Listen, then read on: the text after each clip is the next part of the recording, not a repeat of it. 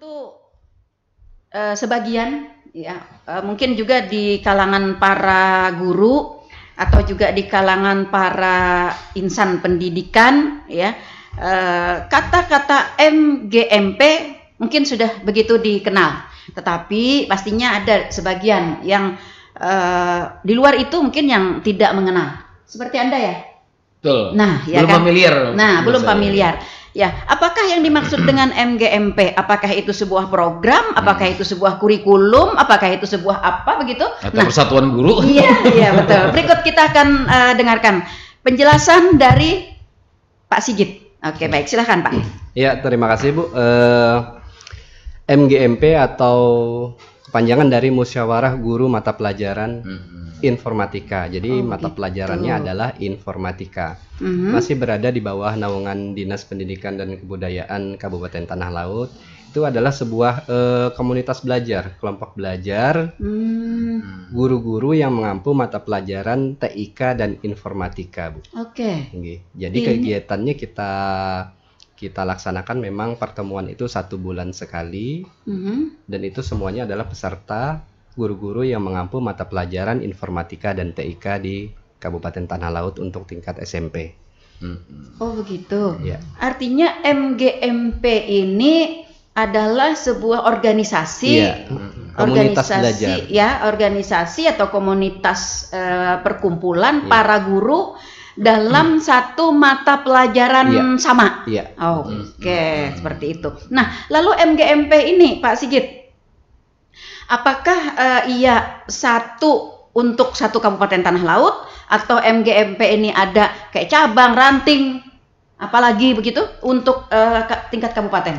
Untuk tingkat Kabupaten Tanah Laut, MGMP Informatika tingkat SMP ya hanya ini Bu, satu ini saja. Karena dari semua mata pelajaran itu setiap mata pelajaran itu ada MGMP-nya Bu. Oke, ya, baik. Jadi untuk SMP di Kabupaten Tanah Laut cuma MGMP Informatika ini satu saja. Oke, nah ini kan tadi untuk MGMP SMP ya, Informatika SMP. Artinya ada MGMP Informatika lain selain daripada SMP, misalnya SMA, SMK, SD pernah, SMP, SD ada nggak ya? SD belum ada. Belum ada. Oke, berarti MGMP ini berarti adanya SMP. Dari tingkat guru-guru tingkat SMP, begitu. SMP khususkah atau SMP sederajatkah? SMP sederajat Bu, yang negeri maupun swasta. Nah itu dia yang ingin saya ungkap. Artinya selain daripada mereka yang berasal dari SMP negeri, ada guru-guru informatika yang berasal dari sanawiyah. Ada Bu. Oke, baik sanawiyah negeri maupun sanawiyah swasta gitu. SMP tetapi SMP swasta Islam terpadu Bu. Oh begitu. Iya. Lalu kalau MTS? MTS itu karena berada di bawah Kemenak ya, bukan dari Dinas Pendidikan Kabupaten Tanah Laut. Bukan berada dari Dinas Pendidikan, maka ia tidak masuk di dalam MGMP SMP. Iya. Oke. Pertanyaannya, apakah mereka punya MGMP sendiri? Kalau MTS, setahunya Pak Sigis? Ada ya, mungkin ada Bu. Kalau namanya bukan karena bukan berada di bawah Kementerian Pendidikan, tetapi berada di bawah Kemenak. Oke, baik. Nah, lalu mengambil nama MGMP itu apakah memang ada keputusan dari Kementerian Pendidikan atau memang keputusan dari Kepala Dinas Pendidikan atau inovasi ya? Iya, inovasi dari guru-guru semuanya. Kalau MGMP memang baku ya? Iya, dari dulu memang seperti itu Bu. Dari pemerintah memang sudah ada. Iya, maksud saya apakah nama MGMP ini seluruh Indonesia sama MGMP, artinya itu kan diprogramkan oleh Kementerian Pendidikan begitu. Artinya untuk komunitas para guru itu disebut dengan MGMP. Tinggal mata pelajaran yang beda-beda begitu, seperti itu. Seluruh Indonesia seperti itu. Ya, ada dasarnya Mas Sigit. Pak Sigit, saya kalau dengan narasumber yang agak-agak pemuda-pemuda gitu, saya biasanya panggilnya Mas begitu, maaf ya Pak Sigit. Tapi karena ini adalah Pak Guru, ya saya harus panggilnya Bapak gitu. Ya, gimana? Apakah ada dasar hukumnya pendirian atau penciptaan dari MGMP ini? Ada dasar hukumnya, Bu. Tentu dari peraturan pemerintah sendiri sudah ada, kemudian surat keputusan Kepala Dinas Pendidikan dan Kebudayaan Kabupaten Tanah Laut itu juga menerbitkan untuk pembentukan MGMP Informatika Kabupaten Tanah Laut ini, Bu. Nah, lalu untuk kelompok MGMP ini, setiap kelompoknya ada kepengurusannya? Ada, kepengurusannya ada. Ada kepengurusan, terdiri dari apa saja nih Pak Sigit? Kepengurusan terdiri dari ketua, kemudian wakil, sekretaris, bendahara, kemudian ada bidang pengembang pembelajaran, kemudian diklat dan kegiatan workshop yang kita laksanakan di kegiatan MGMP ini. Ya. Hari ini kita bersama-sama dengan komunitas atau kelompok MGMP Informatika. Nah, lalu berkaitan dengan bidang-bidang yang tadi disebutkan oleh Pak Sigit, ya. Ada beberapa bidang begitu ya, ada beberapa bidang. Nah, ini apakah diampu atau diduduki atau dijabat oleh para guru informatika SMP se-Kabupaten Tanah Laut atau mereka yang berada di kecamatan atau di Kota Plehari? Untuk struktur organisasi ini kita ya dari kawan-kawan yang mengampu mata pelajaran informatika ini yang kan ada di se-Kabupaten Tanah Laut kan ya? Kabupaten Tanah Laut. Tidak hanya yang ada di Plehari, Bu. Jadi seperti teman-teman saya, Ibu Nada ini kan dari kecamatan lain, Batu Ampar, juga masuk dalam pengurus di MGMP Informatika ini. Kalau Pak Sigit tadi ketua ya? Ketua untuk Kabupaten Tanah Laut. Kalau Pak Adam jabatannya di MGMP? Saya sebagai wakil ketua. Wakil ketua. Nah, Pak Wakil ya, wakil ketua gitu ya. Iya, Pak Adam. Tadi disebutkan oleh Pak Sigit ya, ada bidang-bidang yang menjadi kegiatan-kegiatan yang mengampu kegiatan-kegiatan ya di MGMP ini. Sebenarnya uraian kegiatannya MGMP ini apa saja sih? Sebenarnya uraian kegiatannya ini lebih ke meningkatkan kompetensi guru dalam pembelajaran gitu. Makanya tadi bidang workshop atau komunitas belajar ini memang mengajarkan tips-tips bagaimana cara mengajarkan informatika lebih menarik, lebih disukai siswa. Jadi memang tujuannya lebih ke sana. Dan pematerinya pun dari guru-guru juga, guru-guru anggota-anggota. Nanti kalau misalkan ada anggota yang ingin membagikan pengalamannya bisa seperti itu diwadahi oleh MGMP ini. Seperti itu ya. Secara realnya ya, pertemuannya itu atau kegiatannya itu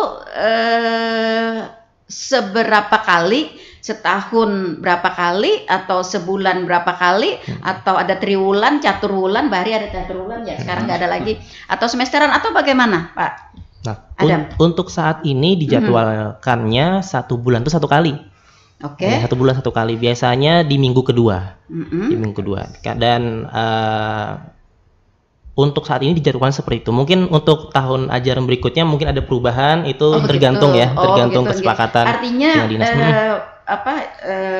durasi atau jadwal dari kegiatan MGMP Informatika ini adalah hasil kesepakatan. Betul, kesepakatan. Asal supaya mempunyai persepsi yang sama ya. Iya. Apakah termasuk dalam mengimplementasikan ke kurikulum? Iya, betul. Juga mencocokkan dengan jadwal-jadwal teman-teman karena ada guru-guru yang merangkap 2 mata pelajaran. Jadi kalau misalkan 1 bulan sampai 3 kali, tentu bisa bentrok dengan MGMP lainnya, gitu. Ada yang dua mapel ngajarnya, gitu. Gitu ya.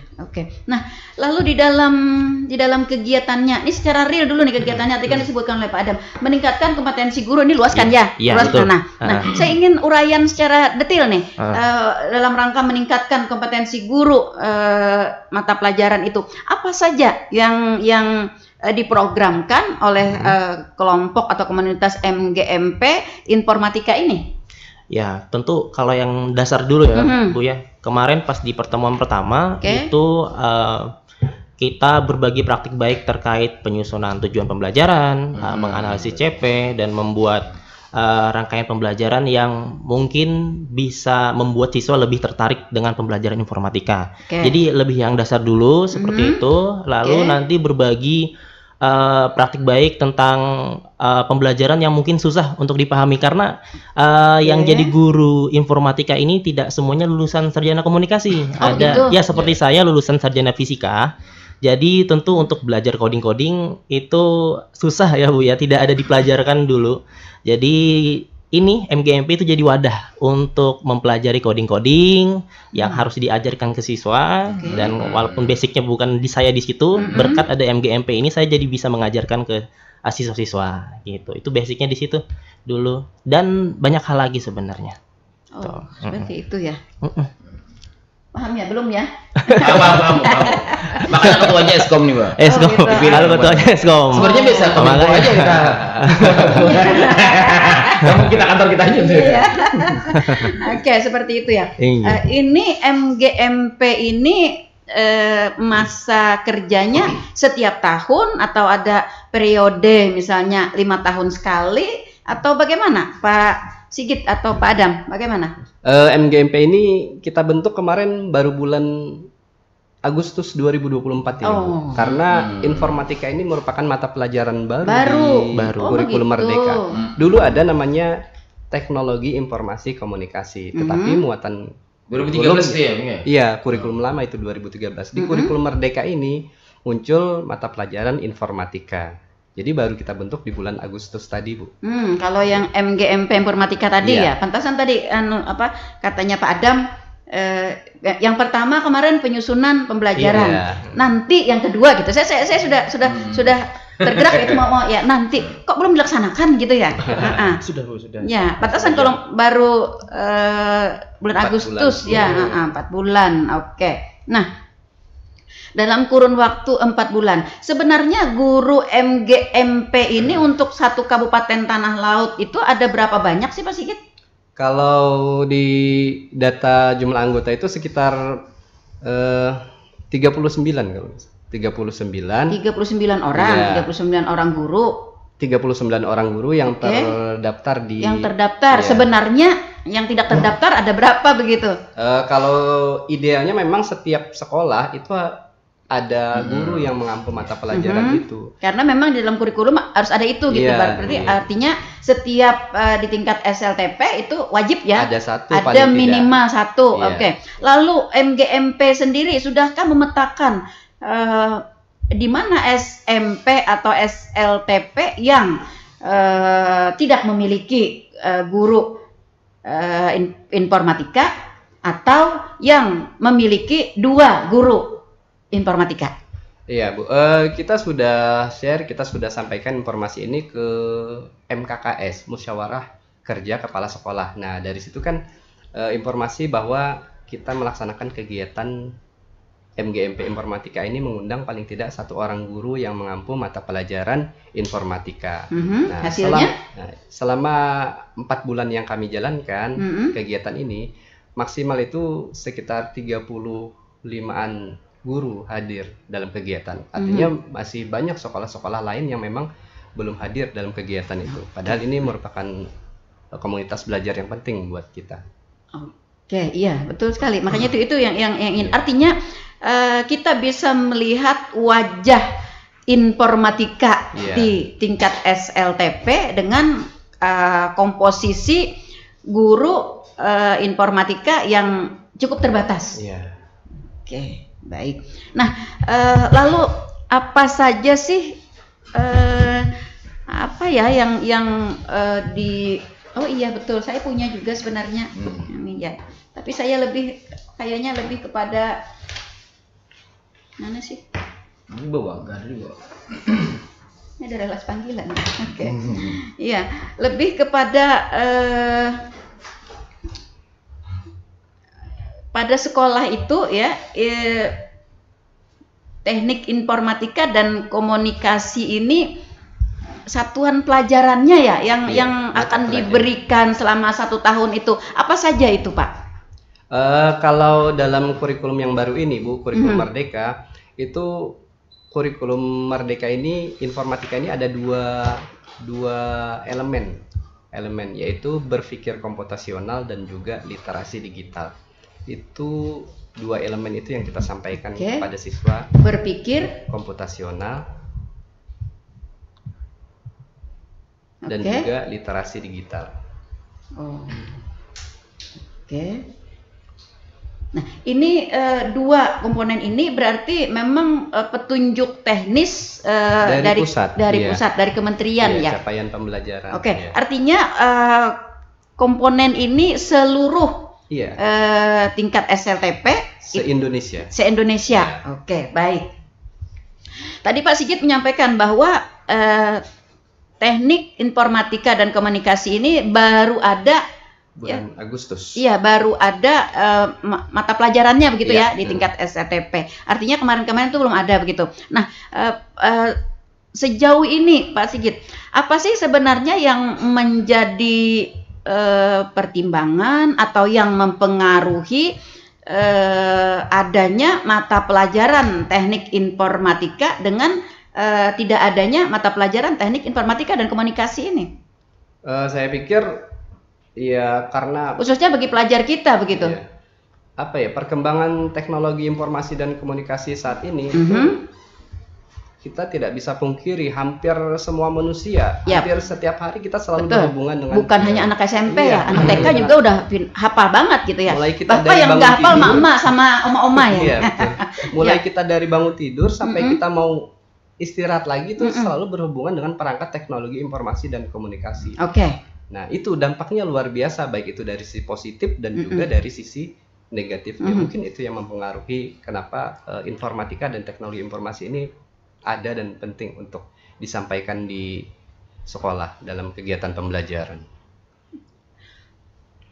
Padahal kalau secara kasat mata gitu secara kasat mata, artinya anak-anak kita itu tidak diberikan pelajaran aja udah bisa gitu ya, udah bisa. Nah, ini bagaimana penjelasannya? Bisa Bu, tapi bisa menggunakan. Sementara untuk membuat, anak-anak tuh belum bisa membuat. Sejauh ini kita hanya pengguna, anak-anak ini hanya pemakai, tanpa tahu arahnya yang benar tuh seperti apa. Betul, itu yang penting. Dari mata pelajaran informatika ini tidak hanya menggunakan, tetapi kita juga belajar untuk membuat sesuatu yang baru. Jadi kita tidak hanya pemakai saja, tapi kita juga menggunakan sesuatu yang bermanfaat. Bagaimana ia dapat menggunakan teknik informasi dan komunikasi ini dalam kehidupan sehari-hari pada hal-hal yang positif tentunya. Bagaimana ia dapat mengenali anak-anak pelajar kita, khususnya anak didik kita, bagaimana ia dapat mengenali teknik informasi komunikasi yang negatif gitu ya, yang kan kadang-kadang ada dampaknya ada dampak positif, tentu ada dampak negatif. Betul, seperti itu. Baik.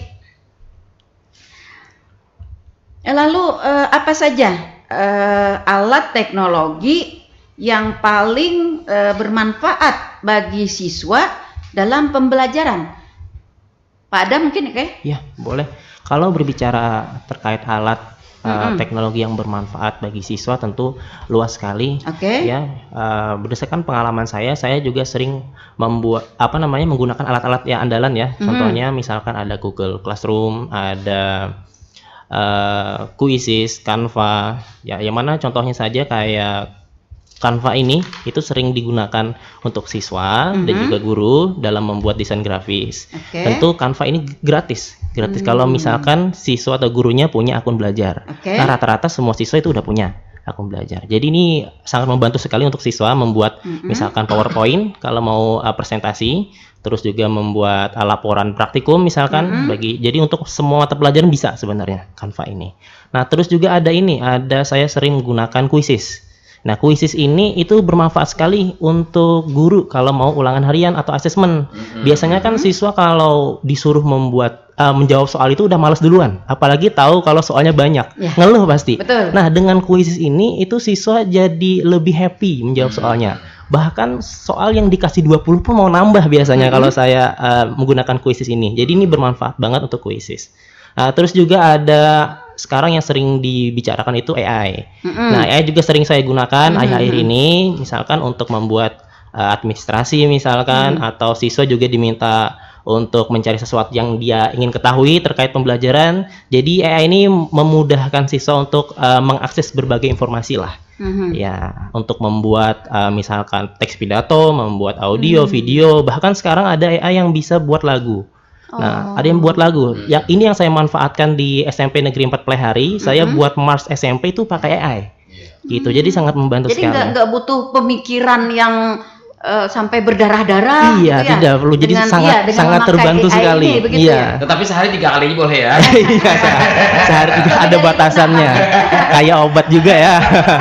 Nah, sama kayak obat tadi tentu ada dampak positif dan negatifnya juga nanti penggunaan. Itu mungkin. Seperti itu. Dengan dengan begitu canggihnya ya, dengan begitu canggihnya, artinya dengan tentu saja dengan begitu mudahnya ya anak-anak tadi menjawab soal, membuat teks pidato, ngapa-ngapain lagi begitu. Apakah ini juga akan mempengaruhi begitu dengan pola pikir dari anak-anak didik kita, Pak Adam? Mempengaruhi, Bu. Contohnya ini kalau saya amati ya, menurut hemat saya, sekarang peserta didik kita itu daya juangnya jadi menurun, Bu. Karena mungkin karena semakin mudah ya mengakses banyak informasi. Kalau misalkan mau buat teks pidato tinggal tulis di AI yang buatkan. Bahkan saya ada pengalaman, Bu, ketika saya ngasih soal informatika, ya dia buat minta jawaban dengan AI, terus dia copy paste dengan tugas dia kirim lewat email ke saya. Ketika ditanya di kelas, mereka nggak bisa menjawab apa yang mereka kerjakan. Artinya literasi digital mereka rendah dan kreativitas mereka juga rendah. Padahal AI ini bisa meningkatkan itu loh, meningkatkan kreativitas. Iya, sebenarnya. Kalau dia digunakan dengan di bawah bimbingan. Betul, digunakan sebagai teman diskusi sebenarnya, bukan pesuruh. Nah, sayangnya siswa-siswi itu salah mengartikannya, menggunakan AI jadi pesuruh. Kalau mau bikin teks pidato disuruh AI, mau bikin memudahkan jadi, tapi malah kreativitasnya kurang. Padahal selain itu juga AI ini bisa meningkatkan berpikir kritis loh, Bu. Karena untuk menjalankan AI itu perlu ada prompt atau perintah. Nah, untuk membuat perintah ini tuh nggak mudah, perlu keterampilan berpikir kritis. Semakin bagus promptnya, semakin detail permintaannya, maka yang dihasilkan AI juga semakin detail. Jadi sebenarnya kalau AI ini dimanfaatkan secara bijak, maka bisa meningkatkan berpikir kritis, kreatif, bahkan literasi digital tadi bisa meningkat tadi, Bu. Harusnya. Harusnya. Tapi bijak garisnya ya. Iya. Harusnya bijak. Ya harus bijak, harus dilakukan dengan benar gitu, digunakan dengan benar. Oke.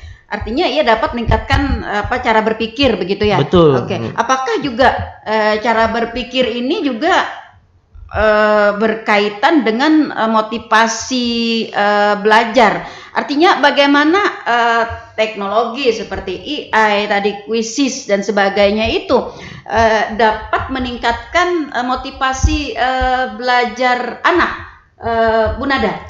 Oke, jadi karena tadi kan sudah disebutkan sama Pak Bu Hori, aplikasi-aplikasi tadi itu bisa juga memotivasi siswa. Misalnya siswa kalau meningkatkan daya pikir tadi mungkin tapi tidak pasti dengan motivasi belajar. Nah, jadi kan anak-anak itu punya minat dan bakat yang berbeda-beda, beragam. Jadi untuk mewadahi minat bakat mereka itu teknologi itu sudah ada gitu. Misal kayak anak-anak yang suka seni itu ada aplikasi yang mewadahi mereka gitu. Jadi selain belajar informatika kan ibaratnya belajarnya tentang coding, tentang teknologi, tapi kan ada juga murid-murid itu punya gaya belajar berbeda, minat mereka yang berbeda. Jadi dari gaya belajar mereka, dari minat mereka itu bisa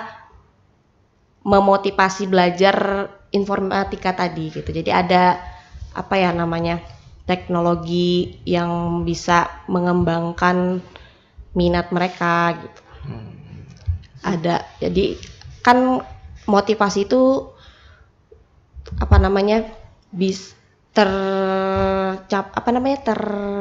termunculkan gitu karena berbeda-beda gaya belajar tadi. Jadi misalnya ada yang anak bisa disebutkan nggak Bu Nada beberapa mungkin gaya belajar anak ya dalam bidang ini? Jadi kan gaya belajar anak tuh ada yang audio, ada yang visual gitu, ada yang audio visual gitu. Jadi misalnya anak-anak yang suka belajar dengan video, jadi anak-anak bisa melihat menggunakan di Quizizz itu ada apa namanya? Misalnya video bidang apa begitu ya, jadi nanti muncul. Iya, jadi di Quizizz itu tidak hanya untuk membuat soal, jadi ada juga media pembelajaran berupa video tentang pembelajaran tadi, misalnya tentang informatika dan lain-lain. Kalau misalnya dengan visual, mereka kan bisa menggunakan aplikasi yang lain gitu. Jadi kan banyak biasanya ada aplikasi apa namanya platform Merdeka Belajar. Nah, jadi di dalam situ tuh banyak media-media pembelajaran. Misalnya ada video, ada gambar. Dan ini artinya apa ya? Diberikan kewenangan. Maksud saya diberikan kewenangan kepada para guru begitu untuk memilih. Kemudian para guru memberikan kewenangan juga kepada anak didik begitu. Iya. E-learning ya. Iya. Seperti itu ya. Paham ya? Iya. Baru aja sih lulus sekolah juga jadi agak dulu nggak ada. Oke. Nah, berkaitan dengan itu nih misalnya di dalam satu sekolah, satu kelas lah kita ambil saya skala kecil. Satu sekolah ada satu kelas itu kalau di tempatnya Bu Nada ada berapa anak? Rata-rata 28 sampai 30 anak. Oke, ambil 30 anak misalnya ya. Dari 30 anak ini mereka kan tentu berbeda ya gaya-gaya belajar mereka. Oke. Nah, bagaimana guru mata pelajaran ini begitu mengklasifikasikan, kemudian memberikan arahan pada saat mata pelajaran teknologi dan informatika kepada anak yang 30 yang tentu saja berbeda-beda gaya belajar mereka.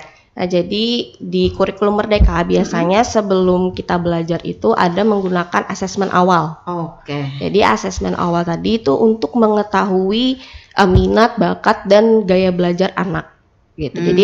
Jadi guru itu menyiapkan asesmen awal soal-soal yang berkaitan dengan minat, bakat, bahkan gaya belajar anak gitu. Jadi anak-anak menjawab. Jadi pokoknya itu dilakukan menjadi dasar begitu. Iya, jadi dasar. Jadi makanya asesmen awal itu dilakukan di awal pembelajaran, misalnya awal semester. Jadi dilakukan setelah sehingga tahu gitu ya.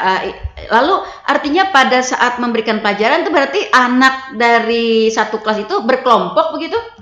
Iya, jadi tapi tidak selalu berkelompok. Jadi asal sudah tahu gitu ya, ini yang gaya belajarnya seperti ini. Para ini begitu ya. Iya. Termasuk misalnya ada Setiawan Duri namanya di situ gitu ya. Ya seperti itu. Oke, seperti itu. Oke. Nah, lalu untuk tadi kan ada audio, kemudian ada visual ya, kemudian ada audio visual. Nah, dengan adanya teknologi informatika dan komunikasi ini yang lebih mengarah kepada sistem digital ya, digitalisasi. Lalu bagaimana dengan anak-anak atau para murid kita yang tentu saja juga ada, meskipun mungkin skalanya tidak terlalu besar ya, yang punya gaya belajar dengan literasi tertulis. Oke, jadi untuk tertulis ya.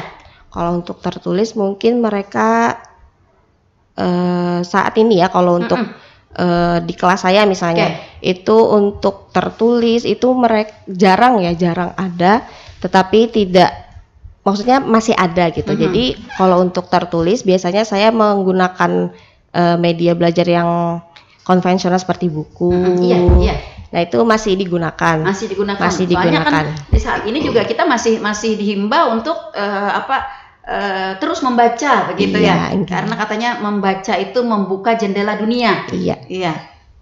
Artinya tidak menutup kemungkinan dari sekian murid kita itu masih ada, meskipun kan dalam skala kecil tadi saya bilang ya, ada yang masih mempunyai gaya belajar suka membaca ya, apalagi khususnya pada orang-orang yang bertipe konseptor, ya seperti itu, ya masih ada, ya apa ya kalau bahasa Banjarnya itu tugul, nah tugul membaca sampai teliur gitu yang baca, seperti itu. Oke, baik. Selain daripada meningkatkan cara berpikir, meningkatkan motivasi belajar, tentu saja juga dalam hal ini bisa meningkatkan apa sih kayak kerjasama gitu ya, kerjasama atau juga kolaborasi ya, baik sesama siswa atau siswa dengan guru, apakah juga dengan guru ini bagaimana peran dari kegiatan atau peran dari teknologi ini dalam hal tersebut? Mungkin Pak Sigit? Ya.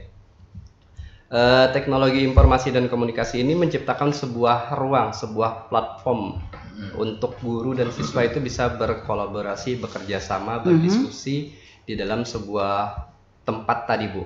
Kita ambil contoh misalkan perkembangan teknologi informasi sekarang, WhatsApp. Dulu kan belum ada ya, WA ya. Nah, sekarang ada WhatsApp. WhatsApp itu bukan hanya sekadar media untuk kita chatting saja, tetapi dari situ kita manfaatkan agar menjadi satu wadah kolaborasi belajar antara guru dan juga siswa. Artinya membuat grup gitu ya? Iya, grup WhatsApp misalkan untuk guru dan siswa. Kan biasanya setiap kelas kan ada wali kelas, ada juga siswanya tentu ya. Nah, dari situ kan contoh kecil saja, WA saja itu bisa kita jadikan sebuah sarana diskusi antara guru dan siswa untuk pembelajaran. Itu salah satu contoh teknologi informasi dan komunikasi, perkembangannya seperti itu sekarang ini. Ya, Pak Sigit, apakah di dalam peran kolaborasi siswa dan guru ini, tadi kita ambil contoh tadi di kelompok grup WhatsApp gitu ya, di grup WhatsApp gitu, isi atau muatan yang ada di dalam itu dapat menjamin bahwa itu berdasarkan koridor yang berhubungan dengan pelajaran. Saya khawatirnya begini, WhatsApp dijadikan nanti oleh anak-anak tempat curhat kepada guru. Sejauh ini sih alhamdulillah anak-anak masih menjaga etika, masih menjaga adab antara guru dan siswa, terutama dalam hal komunikasi yang ada dalam satu grup itu tadi, Bu. Sejauh ini masih terjaga dan pastilah terpantau karena di situ ada satu orang guru dan juga seluruh siswa, 28 atau 30 siswa yang disampaikan oleh Ibu Nada tadi. Misalkan saya seorang wali kelas. Saya membina 30 orang siswa saya. Jadi segala informasi, segala hal-hal pembelajaran itu bisa saya share di grup WhatsApp itu tadi. Dan alhamdulillah selama ini itu terpantau dan balasan dari anak-anak itu masih dalam hal-hal yang baik, masih dalam itu mungkin karena kalau menurut saya pertama karena baru ya, karena baru dibentuk begitu ya. Nah, lalu peran daripada guru TIK ini sendiri juga yang dapat mengarahkan. Apakah pada awalnya mungkin di situ disebutkan bahwa hal-hal yang boleh di-share di dalam grup ini adalah sebagai berikut gitu. Khawatirnya begini, karena kemarin ada Pak, tapi mungkin bukan di grup mana gitu ya. Tapi ada di grup sekolah yang ternyata anak-anak itu ada persoalan dengan orang tua di rumah, ada persoalan dengan saudaranya di rumah, ikut di-share di dalam kelompok itu. Tentu Bu. Kita pasti ada aturan, ada kesepakatan dulu antara guru dan siswa. Contoh lain misalkan kesepakatan yang kita terapkan, nama di WhatsApp itu nggak boleh pakai inisial-inisial, harus nama sesuai absen yang ada di kelas. Artinya kita tahu, ini balasan dari siswa si A ini. Misalnya Setiawan Juri nggak boleh pakai Iwan-Iwanan gitu ya. Nah, gitu kan biasanya ada inisial-inisial yang kadang membuat guru itu bingung. Nah, itu salah satu aturan dan kesepakatan yang bisa kita terapkan. Salah satunya adalah membuat nama sesuai absen yang ada di kelas itu tadi. Kemudian juga mengarahkan pastinya mengarahkan informasi yang disampaikan. Bagaimana muatan dari informasi yang disampaikan, kemudian juga bagaimana menyusun kata-kata. Pak Sigit khawatirnya begini, Pak. Saya kenapa harus lebih detail ini ya? Karena saat ini kan anak-anak kita itu banyak memakai bahasa-bahasa gaul, bahasa-bahasa yang ada di dalam digitalisasi begitu. Nah, seperti itu. Khawatirnya itu menjadi sebuah kebiasaan ya, sehingga juga akan teraktualisasi di dalam kelompok itu begitu. Nah, peran dari para guru ini bagaimana untuk dapat atau misalnya ketua grup tadi ya, ketua guru yang mengampu di grup itu begitu. Apa yang dilakukan oleh si bapak atau si ibu guru untuk dapat menjadi sebuah rem ya bagi anak-anak dalam hal melontarkan literasi, melontarkan masalah, kemudian menggunakan bahasa dan lain sebagainya. Iya, tentulah kita setiap guru pasti memantau semua hal yang ada di grup WhatsApp itu tadi, misalkan Jadi ketika kita melihat ada siswa yang sudah mulai menggunakan mendekati begitu ya, bahasa-bahasa yang tidak lazim. Ya, teguran dari guru itu pasti sudah ada Bu dari guru agar tidak semakin berlanjut ke hal-hal yang lebih negatif lagi kalimat-kalimatnya. Itu salah satu yang kami lakukan.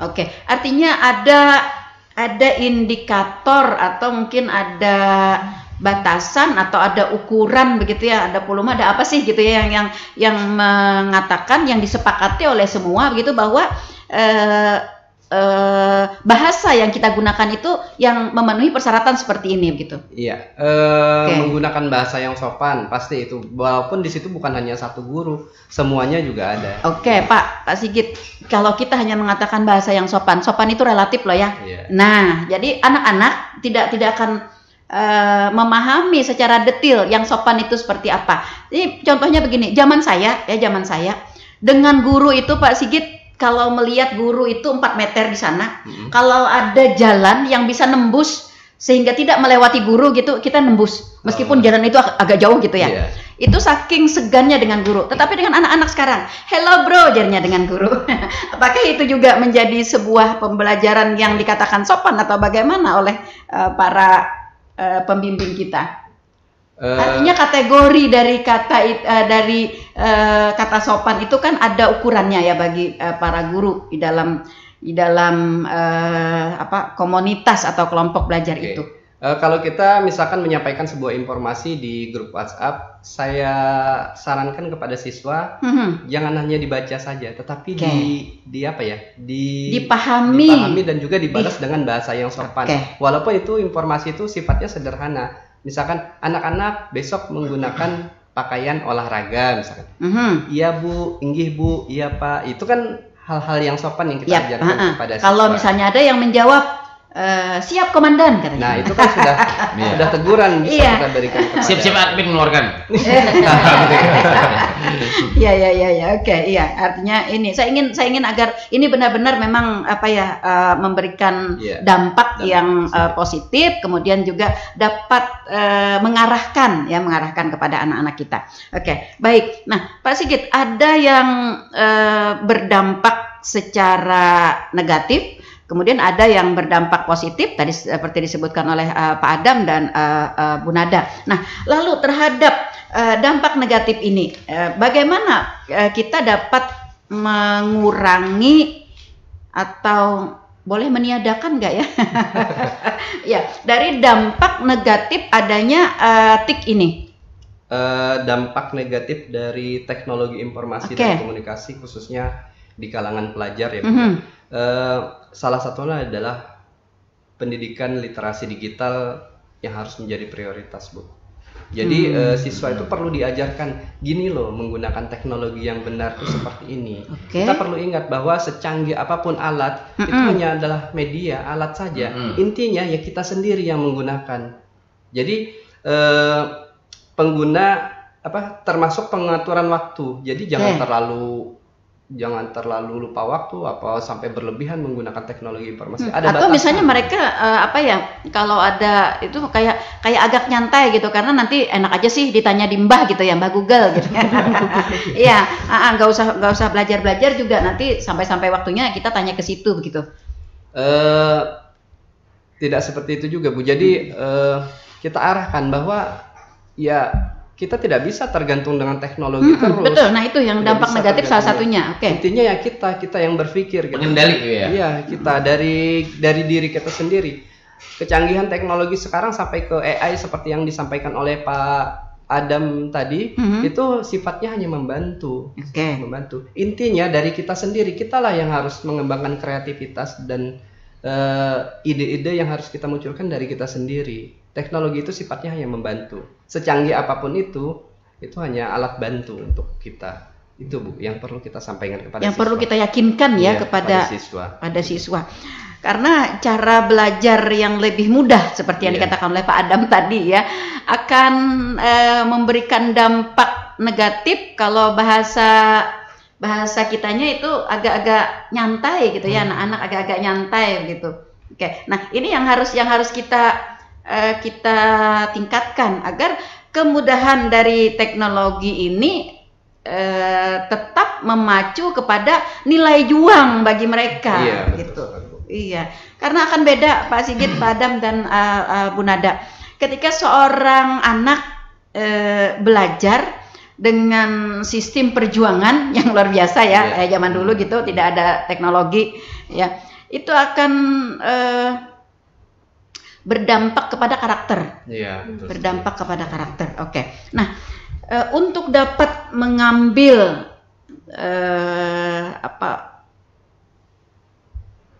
apa sih namanya yang menanamkan ke jiwa anak begitu pada hal-hal yang positif ya pada mata pelajaran ini dengan cara apa gitu atau praktik apa yang dilakukan untuk dapat menanamkan atau membantu para siswa memanfaatkan teknologi informatika, teknologi komunikasi tadi ya, dengan baik, benar. Pak Adam mungkin? Ya, agar dapat memanfaatkan teknologi dengan baik dan benar. Oke. Mungkin ada beberapa praktik yang pernah saya lakukan ya untuk menghindari siswa-siswa ini menyalahgunakan teknologi. Ya, biasanya kan siswa ini apalagi karakternya atau pemikirannya itu biasanya terpengaruh oleh media sosial. Apalagi yang saat ini itu TikTok ya. Kalau misalkan banyak sih video hal yang TikTok bisa yang mempengaruhi, mereka lihat tentang tawuran, maka kemungkinan untuk tawuran mereka juga akan semakin meningkat gitu. Jadi kita harus bisa merubah kebiasaan dia melihat TikTok dengan cara kita juga terlibat di dalam TikTok itu sendiri. Karena TikTok ini ada algoritmanya. Kalau misalkan kita sering nonton bola, maka yang keluar video-video bola. Kalau kita nonton misalkan sesuatu yang tidak maka yang muncul itu terus. Nah, makanya apalagi di like ya. Iya, apalagi di like. Itu munculnya itu terus. Ya? Nah, makanya dulu saya pernah mempraktikkan seperti ini, Bu. Setiap siswa itu membuat video pembelajaran di TikTok, dia upload ke TikToknya sendiri. Terus siswa-siswa lain wajib menonton video teman-temannya. Nah, karena dan wajib nge-like juga. Nah, ketika siswa sudah terbiasa melihat video edukasi di TikTok, maka nanti algoritmanya berubah. Betul.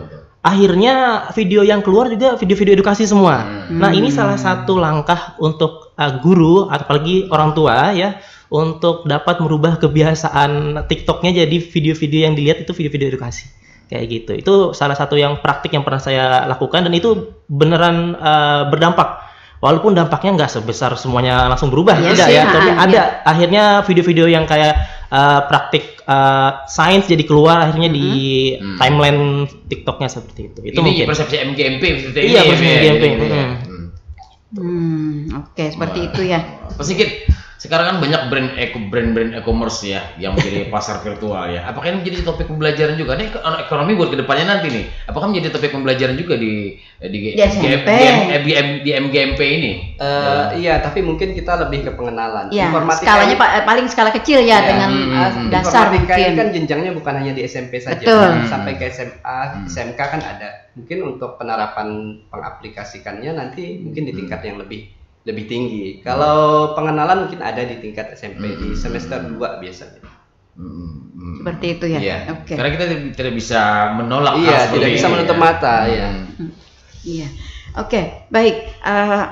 Artinya anak diberikan kewenangan atau memang diharuskan begitu ya untuk mengenal dunia digitalisasi ini ya, membuat video-video dan lain sebagainya tadi memang seperti itu. Nah, tentu mereka juga membuatnya ini kan memakai alat ya, memakai alat misalnya seperti laptop ya, HP dan sebagainya. Dan tentu juga membuat ini tidak bisa selesai mungkin ya hanya di sekolah begitu. Nah, artinya kan mereka nanti kalau bahasa kami bahari PR ya. Ya, saya tidak tahu kalau bahasa sekarang. Ya, akan membuat nanti di luar jam pelajaran begitu. Betul. Nah, tentu saja kalau di luar jam pelajaran Bapak dan Ibu guru kan tidak bisa memberikan pengawasan ya, tidak bisa memberikan pengawasan. Yang dapat memberikan pengawasan kalau di luar jam sekolah itu adalah orang tua ya, keluarga, ayah, ibu, kakak misalnya. Nah, lalu bagaimana kelompok guru ini dapat bekerja sama atau memberikan arahan, menjalin suatu kolaborasi dengan orang tua untuk orang tua juga dapat mengawasi, membimbing, bahkan juga dapat mencarikan solusi dari pekerjaan-pekerjaan anak. Untuk orang tua biasanya kan guru-guru itu punya grup juga dengan orang tua murid. Nah, jadi kadang kalau misalnya satu grup dengan yang disebutkan Pak Adam tadi bukan ya? Bukan. Oh, berbeda lagi gitu. Iya. Oke. Jadi misalnya biasanya kan setiap awal tahun pembelajaran itu kan orang tua kan mendaftarkan anaknya ke sekolah misalnya. Jadi kan ada yang daftar online, ada juga yang daftar langsung gitu. Jadi makanya ada grup dengan orang tua murid. Nah, jadi biasanya grup itu tetap selalu berjalan sampai anak lulus misalnya. Oke. Nah, jadi di grup kalau tadi ganti nomor HP. Iya. Jadi lewat grup tadi juga bisa memberitahukan ke orang tua bahwa misalnya anak-anak itu mempunyai tugas yang harus menggunakan HP gitu.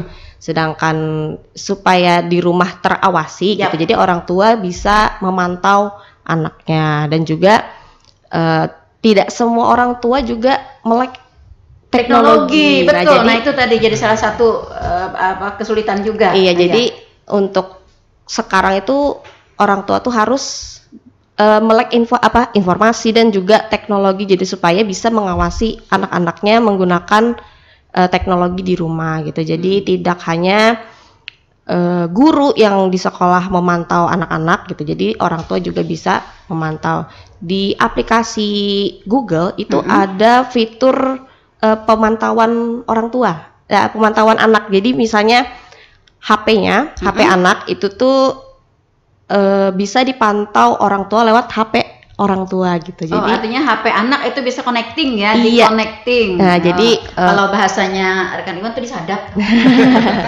Jadi kayak anak-anak tuh dibatasi gitu.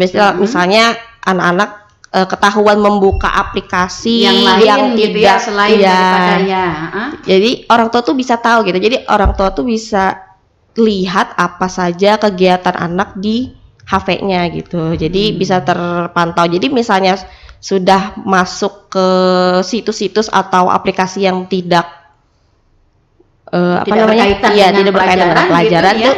Orang tua bisa menghentikan gitu dari HP orang tuanya. Iya, jadi bisa juga misalnya anak-anak itu diberi jatah untuk pemakaian gadgetnya.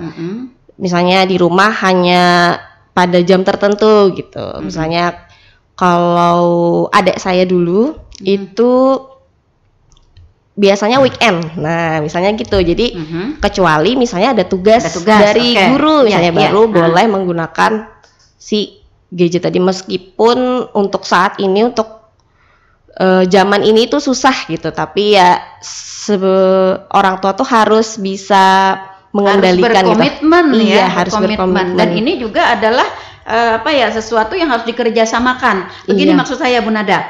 Ketika guru memberikan tugas kepada anak didik di sekolah, tugas ini bisa dikerjakan di rumah gitu ya, karena tidak selesai dalam jam pelajaran. Artinya kan anak nih bisa beralasan ya kepada orang tuanya. Ada PR nah ulun harus membuka HP, nih HP-nya. Nah, apakah juga dalam hal ini guru memberikan pemberitahuan kepada orang tua tentang apa yang akan diselesaikan oleh anak begitu ya. Kemudian bagaimana orang tua dapat membatasi selancaran si anak begitu. Nah, untuk pemberitahuan mungkin tidak semua orang tua ya diberitahukan, soalnya setiap tugas dari guru, misalnya yang menggunakan HP, itu kadang kita hanya menyampaikan lewat anaknya saja gitu. Oke. Jadi mungkin untuk orang tua beberapa tahu karena di dalam kan seperti kata Pak Sigit kan, kami itu punya grup dengan anak-anak. Kebetulan saya wali kelas, jadi dengan anak-anak. Tapi kadang di dalam grup kelas kami itu juga ada orang tua. Gitu, beberapa. Jadi mungkin hanya beberapa orang tua yang tahu misalnya ada tugas menggunakan HP gitu. Nah, jadi untuk membatasinya ya sebisa orang tua lah gitu untuk mengawasi dan membatasi anak pada saat menggunakan HP di rumah gitu. Begini Bu Nada. Orang tua ya, apalagi kalau misalnya orang tua yang seperti disebutkan oleh Pak Adam tadi agak jadul ya, agak jadul, agak tidak melek begitu. Nah, ketika anak memakai gadgetnya, memakai HP-nya gitu dengan alasan dia menyelesaikan tugas-tugasnya, artinya orang tua dapat mendengar mungkin dari suara HP yang dibunyikannya atau melihat dari tampilan visualnya begitu, bahwa ternyata kalau katanya Bu Nada tadi, anak ini misalnya kita ambil dia punya PR latihan pidato misalnya ya, latihan pidato begitu. Nah, artinya orang tua kan bisa melek nih, bisa memikirkan orang latihan pidato itu seperti apa. Artinya bukan ada musik-musik disco di situ, begitu kan ya. Nah, bagaimana guru dapat memberikan pengetahuan ini kepada orang tua sehingga orang tua dapat secara sekilas pun sudah bisa mengetahui, ternyata anakku menyalahgunakan nih, begitu. Mungkin di dalam grup orang tua tadi, iya mungkin seperti itu. Jadi nanti ada pemberitahuan, misalnya itu tugasnya tentang membuat pidato. Nah, misalnya. Itu dia, saya ingin itunya. Nah, jadi orang tua tahu nih, betul. Gitu. Makanya orang tua, sejadul-jadulnya orang tua dia akan tahu orang yang berpidato itu pasti orasi, gitu ya. Tidak ada musik disco, tidak ada musik dangdut, gitu kan. Jadi orang tua kan, karena orang tua tahu nih tugasnya seperti apa, jadi orang tua bisa memantau ketika anak sudah keluar batas, misalnya tidak atau mengerjakan sesuai, mengambil kesempatan gitu ya. Nah itu jadi orang tua bisa mengambil langkah untuk misalnya menegur, untuk menghentikan ya, sehingga anak tersebut tidak terlalu jauh menggunakan kesempatan tadi. Karena pengalaman begini, saya bukan dengan anak ya, tapi juga dengan cucu begitu. Kita sekilas dapat mendengar nih, kok suara HP-nya itu kayak ada lagu-lagu orang tua begitu ya, apalagi lagu-lagu dangdut yang lagi viral saat ini. Padahal kan usianya, kita kan langsung melek gitu kan, apa cu yang dibuka? Nah, langsung begitu kan. Nah, saya juga berharap dengan adanya pemberitahuan dari guru di dalam grup orang tua akan menjadi sensitif seperti itu juga begitu. Nah, ini dalam rangka lebih dini membentengi anak untuk tidak menggunakan kesempatan itu. Karena begini, anak-anak kan kadang-kadang kesempatan nih gitu kan karena ada pemberitahuan dari guru bahwa akan menyelesaikan tugas gitu. Nah, sehingga tidak semua anak ya bisa berjalan lurus gitu. Apalagi tadi sebutkan oleh Pak Adam, ada berbagai pengaruh dari kiri kanan, muka belakang, atas bawah gitu ya. Tentu saja terpengaruh, bukan hanya anak-anak yang terpengaruh, yang tua juga sering terpengaruh. Seperti itu ya. Mas Sigit, kalau dalam pembelajaran TIK ini bagaimana fasilitas di sekolah kondisinya saat ini? Alhamdulillah untuk hampir semua sekolah kita sekarang itu difasilitasi dengan laptop dan Chromebook. Jadi kegiatan pembelajaran itu bisa menggunakan akun belajar, teknologinya cukup lengkap. Kemudian jaringan internet juga sudah terpenuhi hampir di semua sekolah di. Betul, Ampar bagaimana? Alhamdulillah. Enggak blend enggak ya? Enggak. Alhamdulillah sama Chromebook sudah terpenuhi, juga jaringan internet sudah terpasang di seluruh kelas bahkan gitu. Jadi anak-anak bisa memakai fasilitas di sekolah gitu, tidak perlu misalnya membeli sendiri gitu, tidak. Jadi sekolah sudah menyediakan. Tahu nggak kenapa jadi begitu? Guru-guru veteronan. Bukan lanjutkan sedikit ya. Dan teknologi ini tidak hanya berkaitan di satu mata pelajaran saja. Betul. Semuanya sekarang itu sudah berhubungan dengan teknologi informasi dan komunikasi. Matematika, bahasa Inggris, IPA, semuanya itu. Karena di situ ada video pembelajaran, ada konten pembelajaran dan asesmen yang dilakukan oleh guru menggunakan aplikasi-aplikasi digital itu tadi. Itu tadi Bu. Jadi tidak hanya terpaku ke satu mata pelajaran. Iya, saya juga beranggapan seperti itu. Nah, lalu pertanyaan saya juga, bagaimana guru dapat apa sih ini tadi? Informatika. Iya, tik ya. Gurunya harus juga melek juga Bu. Harus tik untuk tiknya ya. Iya. Bagaimana juga guru misalnya, ini anak ada tugas ya di mapel yang lain gitu ya, di mapel yang lain. Nah, lalu pada saat mata pelajaran tik ini mereka menggunakan tugas itu ya untuk dijawab atau diselesaikan pada saat mata pelajaran tik ini. Jadi kalau misalkan ini ya Bu ya, kita menggunakan laptop misalnya, terus mata pelajaran lain ingin gunakan juga misalnya gitu ya Bu ya? Bukan. Anak punya PR dari mata pelajaran lain. Ya. Nah, lalu pada saat mata pelajaran di tik gitu, dia keluarkan yang PR dari mata pelajaran lain tadi untuk dapat dijadikan contoh atau dikerjakan pada saat itu, sehingga tentu PR dari ibu guru mata pelajaran lain tadi kan dijawab bersama-sama itu. Iya. Oh, jadi mengerjakan PR dalam waktu bersamaan ya Bu ya? Iya. Sebenarnya kalau dari etika ya, kalau misalkan lagi pelajaran tik mengerjakan mata pelajaran lain, tentu secara etika kurang pas ya, karena kalau saat jam pelajarannya tik maka pelajaran tik lah.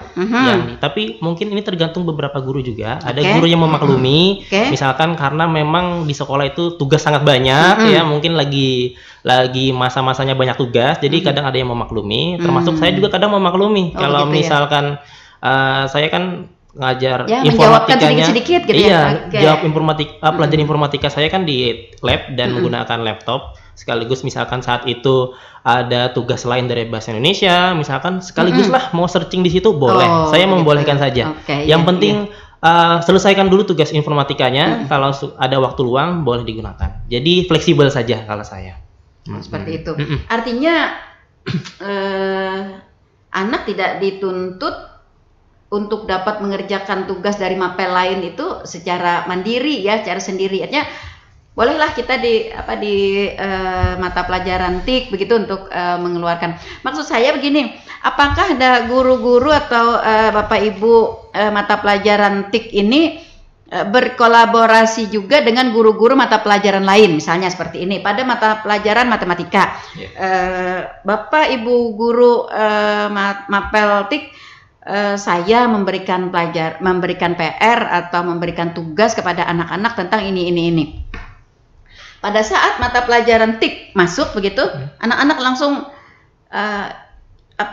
minta dicontohkan gitu pada pelajaran ini pada pelajaran matematika dengan tugas yang diberikan oleh guru tadi sebagai sebuah contoh yang bisa dijawab bersama-sama. Oh, kolaborasi itu ada Bu, ada. Contohnya misalkan tadi matematika, persis contohnya. Biasa di matematika itu ada pembelajaran tentang mean, modus, rata-rata dan sebagainya. Itu bisa dikolaborasikan dengan pembelajaran tik biasanya di bagian spreadsheet atau Excel. Karena di Excel itu kita bisa nyari mean, modus dan sebagainya. Jadi mungkin di matematika dia menentukan secara tertulis ya, hitung-hitungan mandiri. Nah, ketika pelajaran tik dia bisa membuktikan langsung dengan rumus di Excel-nya atau di spreadsheet-nya. Jadi itu saling membantu. Itu ada kadang kolaborasi seperti itu. Artinya ada kolaborasi dengan guru mapel yang lain ya, tentang apa yang diberikan tugas oleh mereka kepada anak murid ya, bagaimana output yang ingin dicapai dengan tugas itu begitu. Yang penting guru komunikasi dulu aja, saling. Oke. Ini dulu. Oke, baik, kita ke suara pendengar ya. Selamat pagi, Bapak Rahmat Supriyadi, UPT SMP Negeri 1 Batu Ampar. Pertanyaannya, bagaimana? Mungkin ya, Batu Ampar, Bu Nada ya. Bagaimana peran guru untuk memfilter situs yang seharusnya tidak diakses? Oke, yang mau jawab Pak Sigit, Pak Adam, atau Bu Nada? Atau kita borong langsung aja, Bu? Masih ada? Oke, itu pertanyaan pertama. Oke, kita borong. Di pertanyaan kedua, selamat pagi, ada Pak Junai di Pasar Lawas. Pertanyaannya, apakah dalam pembelajaran TIK di sekolah, siswa dibolehkan menggunakan HP saat belajar? Oke, dua pertanyaan, silahkan. Siapa yang mau jawab? Pak Rahmat, silakan. Iya, oke, Pak Rahmat silahkan. Iya, pertanyaan Pak Rahmat akan dijawab oleh Bu Nada. Oke, silahkan. Atau berdua aja di sana. Satu zona ya. Iya, kebetulan ini kepala sekolah saya. Oke, iya, Pak Kepsek. Oke. Peran guru ya tadi. Peran guru dalam kayak challenge Bu Nada. Kepsek dia. Mau diuji guys. Oke. Peran guru dalam supaya siswa tidak membuka situs yang memfilter ya, memfilter situs-situs yang memang tidak diperbolehkan untuk siswa membuka gitu. Oke, jadi untuk peran guru, jadi kan di siswa itu punya akun belajar. Nah, jadi di dalam akun belajar itu siswa itu tidak bisa sembarangan membuka situs-situs yang selain pembelajaran gitu. Namanya kan akun belajar gitu. Jadi akun belajar itu akun untuk siswa yang diberikan oleh kementerian. Nah, jadi untuk akun belajar itu siswa hanya menggunakan aplikasi-aplikasi yang diperbolehkan oleh kementerian gitu. Jadi untuk peran guru makanya meminta siswa itu menggunakan akun belajar tadi sebagai akun belajar ini kan email ya gitu. Jadi siswa itu diminta memasukkan emailnya ke HP atau ke laptop. Jadi meminta anak-anak tuh menggunakan akun belajar itu untuk mencari pembelajaran, misalnya menggunakan aplikasi atau mendownload aplikasi. Jadi dapatkah dipantau Bu Nada ketika anak didik kita itu tidak menggunakan pada akun belajar tadi? Itu bisa dipantau karena guru juga punya akun itu gitu. Jadi maksudnya guru tuh bisa melihat gitu. Misalnya apakah kalau di sekolah kan kita menggunakan akun belajar itu di Chromebook ya Bu. Nah, jadi kan guru itu bisa memantau lewat Chromebook tadi. Kita bisa lihat siapa nih siapa yang aksesnya? Siapa nih si Adam gitu ya, bukan yang lain gitu ya. Jadi kita tuh bisa kelihatan oleh ibu gitu ya. Iya, bisa gitu. Makanya biasanya kalau siswa diminta untuk menggunakan akun belajar tadi supaya tidak membuka hal-hal yang lain gitu. Itu mungkin di sekolah saja ya bisa terpantau oleh guru. Kalau untuk di rumah mungkin kita tidak tahu gitu apakah si anak ini, kan anak zaman sekarang sudah pintar gitu. Betul, kan canggih gitu. Jadi mungkin kalau di rumah dia curi-curi untuk menggunakan akun lain. Itu sulit, filterannya sulit ya. Iya, kalau untuk memfilter itu kalau di sekolah mungkin bisa saja gitu. Kalau di rumah ya itu harus berkolaborasi dengan orang tua gitu. Bagaimana orang tua bisa memantau gitu. Artinya ketika di sekolah akunnya Bu Nada tadi dengan akunnya anak-anak di akun apa tadi sih? Akun resmi tadi? Akun belajar ID namanya. Akun belajar itu connecting ya. Sehingga dengan akunnya Bu Nada atau akunnya Pak Adam, Pak Sigit gitu ya, secara ini terlihat di dalam situ gitu. Siapa-siapa yang membuka akun di luar dari akun yang ditentukan tadi. Untuk terconnecting itu tidak Bu. Tapi karena kalau di sekolah kan artinya Bapak Ibu guru harus manual nih melihat. Iya kan ya? Mencek manual satu-satu gitu. Oke. Nah, ini juga APK-nya belum ada, Bu. Iya, ini tadi adanya yang connecting gitu ya. Karena kan sistem cepat gitu, jadi minta connecting juga. Nah, di sekolah bisa ya Ibu Guru mutar melihat ya secara manual tadi. Permasalahannya mungkin yang juga ditanyakan oleh Pak Rahmat ya, mungkin bagaimana juga dengan di luar sekolah tadi dengan orang tua. Kembali lagi kita kepada grup dengan orang tua tadi. Tentu saja ini membutuhkan kerja keras ya dari Bapak dan Ibu Guru TIK ini untuk menjalin komunikasi dan kerjasama yang solid dengan orang tua. Ini apa yang sudah dipraktekkan? Mungkin memberikan pengetahuan ya kepada orang tua, misalnya contoh-contoh saya situs yang tidak baik itu. Jadi orang tua tahu nih bahwa situs ini bukan situs yang tidak diperbolehkan. Yang bukan untuk si anak misalnya atau di luar pembelajaran. Jadi orang tua tahu kan namanya situs ya, kita tidak tahu gitu, dari namanya kan bisa saja disamarkan misalnya. Jadi makanya orang tua tuh diberi pengetahuan tentang apa saja situs-situs atau aplikasi-aplikasi yang tidak boleh. Kadang saat ini ada aplikasi yang di luarnya tuh kayak aplikasi game. Nah ternyata di dalamnya berbeda. Nah itu jadi orang tua perlu tahu nih, makanya itu orang tua yang ingin juga kita perjelas kepada orang tua. Nah lalu dalam hal ini Pak Adam, apakah setiap ada periode misalnya 1 bulan sekali, 3 bulan sekali atau bagaimana gitu, ada pertemuan para guru dengan orang tua, sehingga juga selain daripada kita di grup menjelaskan, mungkin saja ya mohon maaf ada orang tua yang tidak paham dengan penjelasan secara tertulis di dalam grup kan biasanya di dalam WA itu kan kita terbatas ya nulis kata-kata ya, nah seperti itu. Nah lalu apakah ada pertemuan face to face tatap muka begitu untuk menjelaskan masalah-masalah seperti ini? Biasanya ada Bu, di rapat komite biasanya membahas hal terkait sekolah sekaligus aja gitu, sekaligus membahas tentang cara pengawasan anak menggunakan handphone khususnya. Misalkan sekaligus juga mungkin mengenalkan ya kepada orang tua. Ini loh yang situs belajar kita tuh ini begitu. Betul Bu. Jadi yang seperti dijelaskan Bun Nada tadi, di saat rapat komite ini perlu kita memberikan gambaran lah kepada orang tua bahwa banyak situs-situs yang seharusnya tidak dikunjungi oleh anak. Terus juga tidak hanya ini sih Bu, tidak hanya terkait situs, juga terkait durasi anak menggunakan HP biasanya kami sampaikan. Jangan sampai anak itu sampai begadang dibiarkan gitu ya, tidak dikontrol. Tidak dikontrol. Paling di luar guring lagi nak, balum tuntung. Dari luar balum tuntung. Iya, saya biar oma tapi saya tahu anak gitu ya, karena saya punya cucu. Ya, belum tuntung orang tua percaya aja begitu ya. Nah, dalam hal ini bagaimana juga guru memberikan kesepakatan kepada orang tua bahwa bukan hanya sekedar pemberitahuan anak gitu ya.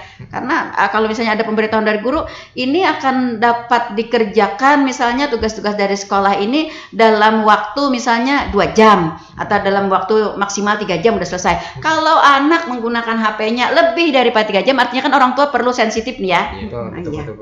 Oke. Makanya trik Pak Adam tadi bagus ya, bikin akun seperti TikTok tadi ada edukasi jadi bermunculan terus. Betul. Jadi yang munculnya edukasi. Sama tadi kayak misalkan kalau ada tugas, kita itu bisa menyampaikan di grup guru dengan para orang tua siswa bahwa ini anak sampean ada tugas sekian dan tidak perlu HP misalkan. Jadi nggak ada alasan buat siswa megang HP.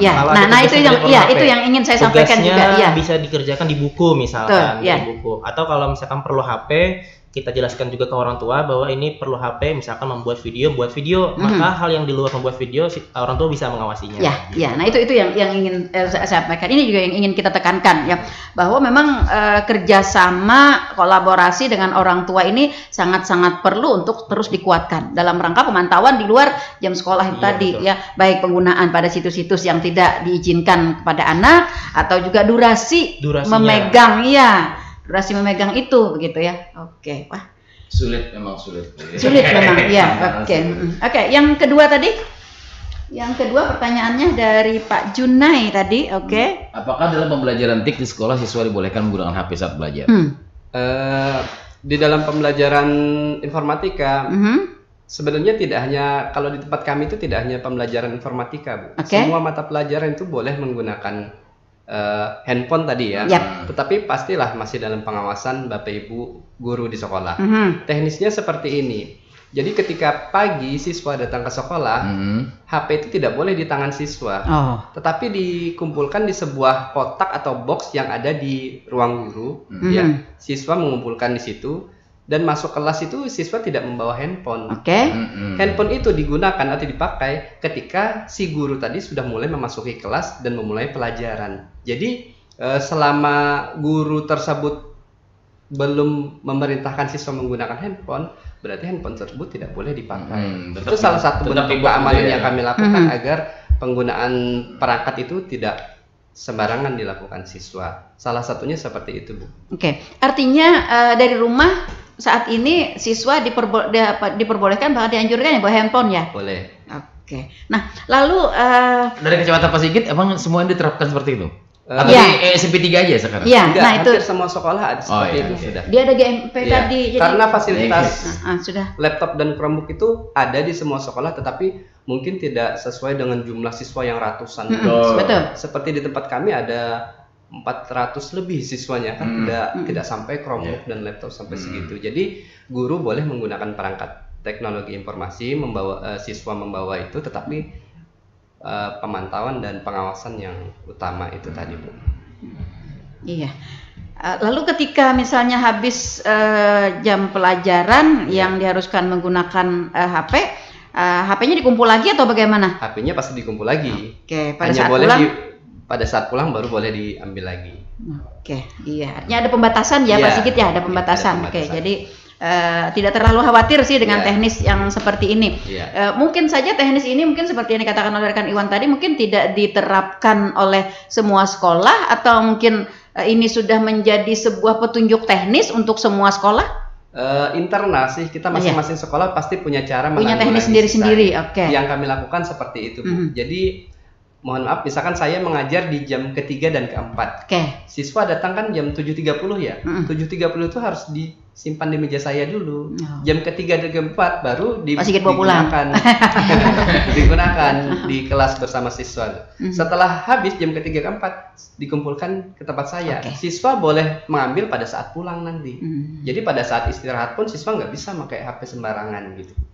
Itu salah satu cara yang kami lakukan. Bagaimana Pak Sigit, Pak Adam, mungkin Bu Nada juga, kan saat ini nih HP atau laptop ya anak-anak tuh sudah kayak pakai apa sih, kayak ada kunci, ada sandi, sandi pengamanan begitu, password begitu. Nah, pada saat-saat misalnya guru para pendidik mau ada razia kan? Ada razia nggak Pak Sigit setiap berkala misalnya terhadap muatan-muatan isi HP anak tadi? Karena kan tadi tidak menutup kemungkinan seperti yang tadi disampaikan Pak Adam. Betul saja mungkin karena dia sering mengunggah video-video edukasi begitu, nanti yang keluar seperti itu. Tapi nanti kan ada orang-orang yang tidak bertanggung jawab, nanti akan menyelipkan iklan-iklan atau apa sih gitu, video-video yang tidak semestinya begitu. Anak-anak kan sifatnya selalu ingin tahu ya, lalu terklik itu begitu. Nah, dalam kondisi itu terklik sekali, mungkin dia akan terus memasuki ke situs itu begitu. Ada nggak razia atau mungkin pemeriksaan dari guru-guru terhadap penggunaan teknologi ini bagi anak-anak? Razia yang sifatnya sangat secara detail, mungkin belum dilaksanakan mungkin ya. Tapi ketika pembelajaran mungkin tiba-tiba ada siswa yang menggunakannya untuk bermain game, nah itu pasti kita ada teguran seperti itu. Tetapi untuk merazia sampai membuka ke dalam perangkat siswa belum dilaksanakan secara ini, Bu. Apakah ini juga nanti akan ada wacana karena kita meneropong ke masa yang akan datang begitu. Ilmu pengetahuan dan teknologi ini kan akan terus berkembang. Nah, itu juga akan memungkinkan nanti ya anak-anak kita juga akan semakin pintar untuk menggunakan teknologi itu, sehingga ada kemungkinan juga dampak negatifnya akan semakin bertambah. Perlu sih sebenarnya seperti itu. Saya pikir untuk kedepannya itu pasti perlu, karena perkembangan teknologi ini pasti semakin pesat dan semakin cepat ya. Betul, iya. Yang ketika ada aplikasi baru pun disodorkan kepada siswa dan guru, mungkin siswanya lebih pintar duluan gitu. Iya betul. Ya artinya hal-hal seperti itu mungkin perlu kita tingkatkan untuk kedepannya agar menjadi pengawasan lebih maksimal lagi. Dan itu salah satu hal mungkin yang yang menjadi bahan pembicaraan ya di dalam komunitas atau MGMP ini. Oke. Baik, kalau MGMP ini juga apa sebelumnya juga ada BIMTEK spesial di MGMP ini? Gimana? Ada BIMTEK spesial mungkin dari MGMP sebelum di para MGMP ini.